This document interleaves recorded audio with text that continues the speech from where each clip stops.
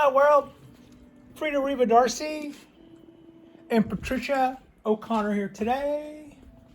We're going to start by taking a little look at our seedlings. These are our little junior trees. These are our little starters. These are our seedlings that I popped a few weeks back, and then we lost a bunch of them due to doves. And those little sprouts you see are a total of 11. Those would be the survivors, 2 in a little pot back there in the group. And those are the survivors. The little add-on to this story is these 10 pots right here just got reseeded with our latest round of seeds. That's kind of in keeping with the theme of this of today's video. We're going to talk about doing things kind of in mass, doing things in numbers. I found Japanese black pines to be a little bit intimidating when I got Frankenpine. I was intimidated by the fact that it was a black pine. Also, I jumped off and tried to get over being intimidated by getting a really nice black pine and daring it to go anywhere, while I then tried to learn how to grow back black pines. And I think it was probably Jonas who probably first offered up get many of them.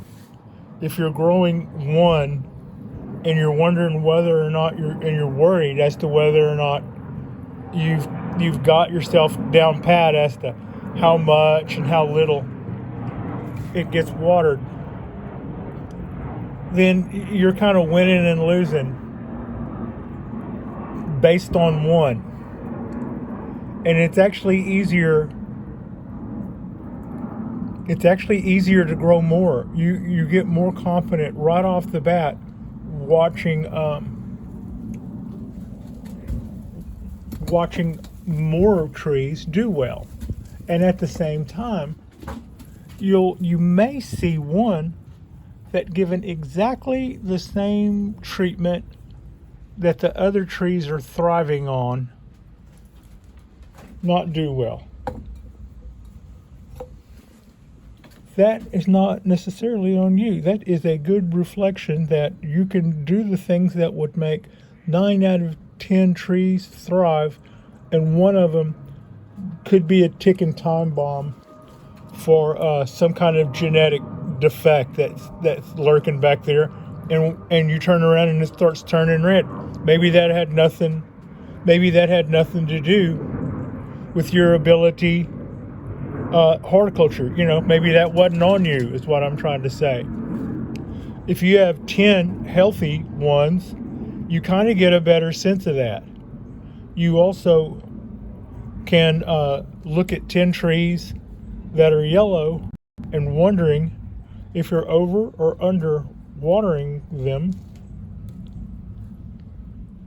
because both will make a tree turn yellow, and it's easier to find that balance when you can test one or two. Like, I'll start watering this one a little more and see if it greens up. Then maybe I'll do that to the rest of them. I don't know. Maybe that's just it, or maybe it's a little more to it than that. But it sure got a lot easier to figure out and to get my balance. It's kind of like riding a bicycle. You've got that paranoia, and maybe that makes you kind of go from one side of the lane to the other as you try to find your balance as a new bicycle rider. But you get better with time, right? And I think that you accelerate that when it comes to bonsai trees. I found that definitely to be the case. These guys and those guys, I didn't start from seed. Most of them, about 16 of these.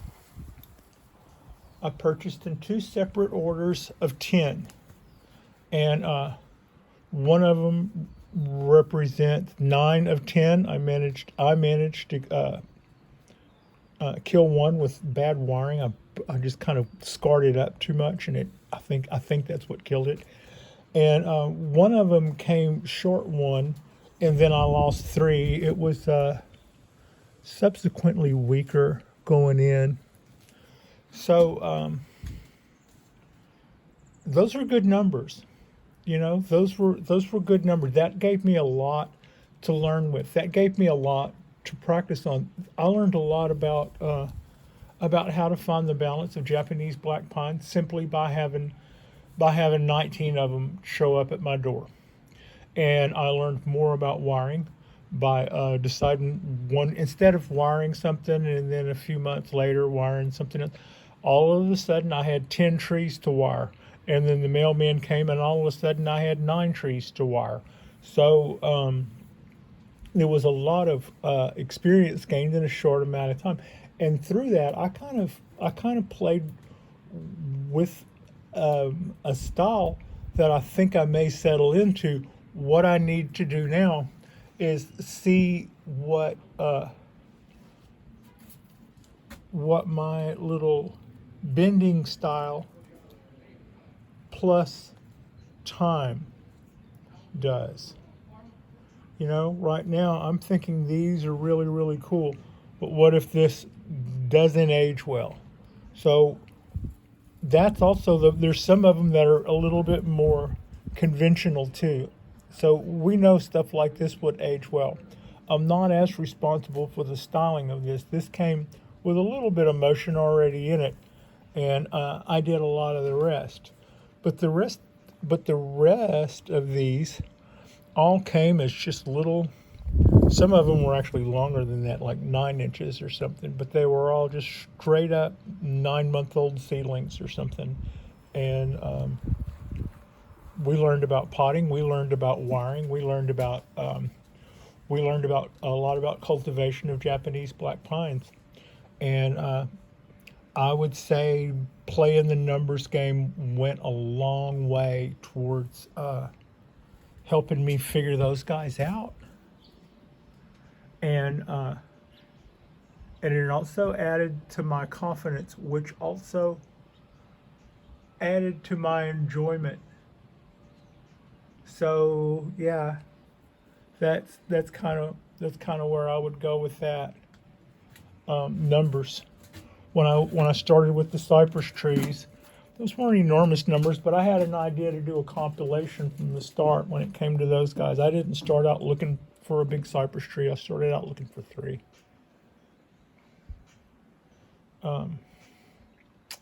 Yeah.